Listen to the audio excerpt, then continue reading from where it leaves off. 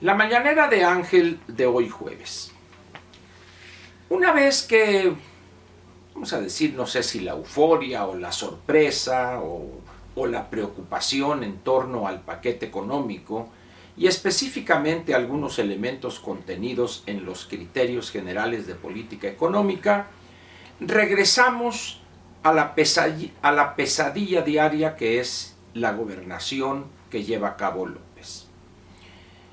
El paquete económico entrará en una etapa de hibernación hasta en tanto empiezan los diputados a analizar las partes que les corresponden y también los senadores. Hay bastante trabajo que hacer, la iniciativa de ley de ingresos es importante, también el paquete que se conoce como miscelánea fiscal, y por supuesto la cereza del pastel, que será el proyecto de decreto de presupuesto, que ese será al final, una vez que la iniciativa de ley de ingresos haya adquirido el carácter de ley y se conozca de manera precisa los montos y a qué programas estarán dedicados, a qué secretarías estarán destinados esos recursos, y entonces, como lo marca el artículo 74 de la Constitución, los diputados entrarán a hacer su trabajo. ¿Le modificarán algo a ese decreto, a ese proyecto de decreto? No lo sé. Creo que a estas alturas sería prematuro afirmar una cosa en un sentido o en otro. Ahora, ¿cómo podríamos resumir este paquete económico? Yo creo que hay una expresión que podría irle bien. Es un conjunto de documentos, este paquete económico, esencialmente político. Su objetivo no es otro que fortalecer las clientelas políticas existentes y buscar la consolidación, formación y consolidación de otras. Poco importa el aspecto de la salud de las finanzas públicas, menos aún la objetividad en la elaboración de algunas proyecciones, específicamente el crecimiento del Producto Interno Bruto este año y el siguiente, y lo que ha causado, no voy a decir hilaridad, pero sí risitas contenidas, es la proyección del volumen diario promedio de extracción de petróleo para el cierre de este año y también para el próximo, el año 2020. Queden pues ahí estas opiniones y esperemos a ver qué hacen diputados y senadores. ¿Pasará utilizando su mayoría que tienen en cada una de las cámaras? ¿Pasará este paquete económico incólume? Es decir, ¿lo dejarán los integrantes de ambas cámaras sin modificar algo? No lo sé, pero será interesante seguir el proceso de discusión tanto en una cámara como en otra.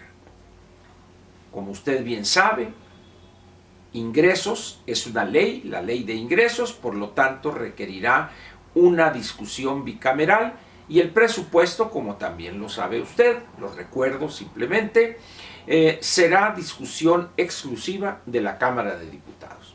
Algunos ya aventuran que sacarán chispas por algunas cuestiones que vienen ahí incluidas, otros que buscarán modificar algunas cantidades, algunos porcentajes, pero eso ya lo veremos en las próximas semanas. No olvide usted que el límite para tener aprobados ambos documentos, la ley de ingresos y el decreto de presupuesto, es el 15 de noviembre. De tal manera, pues, que con esa eficiencia con la que trabajan nuestros diputados y senadores, que así pueden analizar algún documento, una iniciativa de 100, 200 páginas y rápidamente entenderle y en cosa de una hora, hora y media, aprobarlas. Vamos a ver qué sucede, pues. Pero vayamos ahora a lo que podríamos llamar la pesadilla diaria en que se ha convertido la gobernación de este país. Le comentaba a usted ayer esta nueva posición de la Secretaría de la Defensa Nacional y sin duda alguna también de la Secretaría de Marina Armada de México. A partir de la fecha, los soldados ante lo que consideren ellos una amenaza a su integridad física o en peligro su vida, deberán responder o podrán responder a los ataques de esa turbamulta de cobardes que lanzan a las mujeres y los niños por delante, y cobardes también porque solamente en tumulto, en multitud, es que son valientes. Se aprovechan de la instrucción que tenían hasta anteayer los soldados de aguantar firmes las ofensas, los golpes, los empujones, el despojarlos de su arma, de su equipo en general, etc. Sin embargo, otro es el cantar que privará a partir de ya. López, al ser consultado ayer en la mañanera, dijo: sí, estoy enterado, pero les dije, pueden hacer uso o responder a eso, pero sin violar los derechos humanos, sin exagerar. Yo no sé de dónde saca López que la labor del ejército consiste en masacrar, en ajusticiar a los heridos y violar de manera sistemática los derechos humanos. Los que violan esos derechos son los delincuentes, y a esos lo único que les dice: ya pórtense bien, hombre, ya esténse. Lo que no se da cuenta es que cae él o se coloca en un ridículo que avergüenza al país y a la institución presidencial. Pero hay otro elemento también que vale la pena señalar. Al mismo tiempo que los delincuentes que integran ese organismo dedicado al saqueo, al secuestro, al daño de propiedad pública y privada y a obtener rentas cada vez mayor, en un mayor volumen del Estado, la CENTE, con algunos de la CETEC, sección 22, etc., estaban bloqueando las entradas al Palacio Legislativo de San Lázaro. El presidente estaba reunido con un grupo de dirigentes de la CENTE, donde le informaron que su reforma educativa alternativa, porque ha de saber usted que ellos tienen un proyecto de reforma educativa, le da una especial importancia en la educación que impartirán sus integrantes a los niños. Van a aprender esos infantes a protestar, a organizar la protesta, a tratar de evitar la hegemonía de los poderosos, etc. Yo agregaría que habrá también quizá unos cursos obligatorios: bombas Molotov 1, bombas Molotov 2, quizá también manejo de AK-47, lanzagranadas, ese tipo de instrumentos educativos que son consustanciales a los integrantes de la CENTE. Y luego informan ellos, los que estuvieron con el presidente, que él estuvo de acuerdo con esa propuesta de ellos. ¿Qué hará el sedicente secretario de Educación, Esteban Moctezuma, cuando vaya a negociar con los de la CENTE? ¿Pondrá él una 45 ahí en la mesa para nada más, como decía Diego Rivera, para orientar la crítica? ¿O traerá o tendrá ahí en su escritorio una Barrett calibre 50 para barrerlos en una ráfaga cuando no se pongan de acuerdo? ¿O llevará siquiera al menos una resortera para tratar de defenderse? ¿Qué hará este secretario de Educación, sedicente, porque no es secretario, en realidad está ahí casi de florero, ante esta banda de delincuentes que son los que integran la CENTE? ¿Qué hará Esteban Moctezuma? ¿Se atreverá en un momento a pararlos? ¿Qué hará la Cámara de Diputados en cuanto a los textos de las leyes reglamentarias de las reformas constitucionales que integran la reforma educativa y reformas legales también? ¿Qué harán los diputados? ¿Aceptarán de manera abyecta los textos que apruebe la CENTE? ¿Qué dirá López al final de cuentas?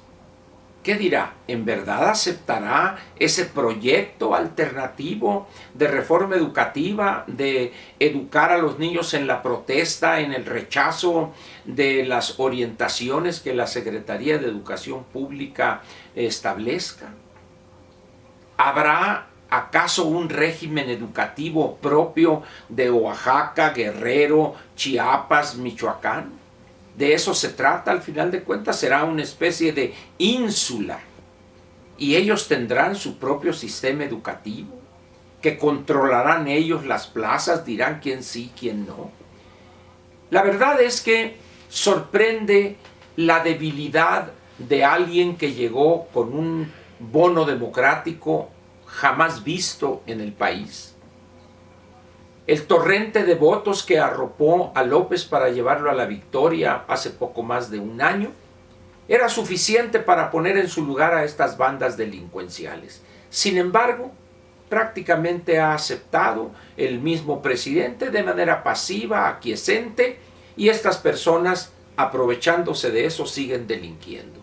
Faltan a clase cuando les da su gana, exigen control de plazas, recursos, sin fin, etcétera, etcétera.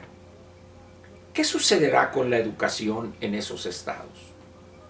¿Qué sucederá con la educación en el resto del país que van a ver los maestros o los trabajadores administrativos o de otro tipo en la Secretaría de Educación Pública y sus delegaciones, que lo que realmente deja o lo que realmente produce que los atiendan es la violencia, el secuestro de legisladores, destrucción o daño de propiedad pública y privada? ¿Seguirán el ejemplo de la CENTE, la CETEGI, la sección 22? No lo sé. La verdad es que es un gran misterio porque López, por un lado, lanza ataques, groserías de nuestros en contra de empresarios simplemente porque no le rinden la pleitesía que él considera debe rendírsele, y a estos delincuentes los trata con manos de seda. ¿Es correcto eso de un gobernante que está obligado, porque así protestó cuando rindió la protesta de ley, así se comprometió a respetar la Constitución y las leyes que de ella emanen, y también hacer que sea respetada la Constitución y las leyes que de ella emanen por todos sin distingo alguno? Sin embargo, tal parece que los integrantes de la CENTE, estos delincuentes, son una categoría aparte que pueden hacer lo que se les da la gana, y el presidente, reuniéndose con ellos y agarraditos de la mano, van ellos caminando felices hasta llegar a la entrada del paraíso terrenal que piensa López que va a construir con puras ocurrencias y desatinos. Es la realidad de este país y vamos a ver pues qué sucede en las próximas semanas con el paquete económico, a ver si los legisladores dejan una serie de ilusiones que vienen ahí o se atreven a corregir tantos desatinos que han sido plasmados en ese paquete de documentos importantes. Por lo pronto yo lo espero a usted mañana en la mañanera de Ángel del viernes, con la cual cerramos una semana laboral más. Por lo pronto, muchas gracias por su presencia.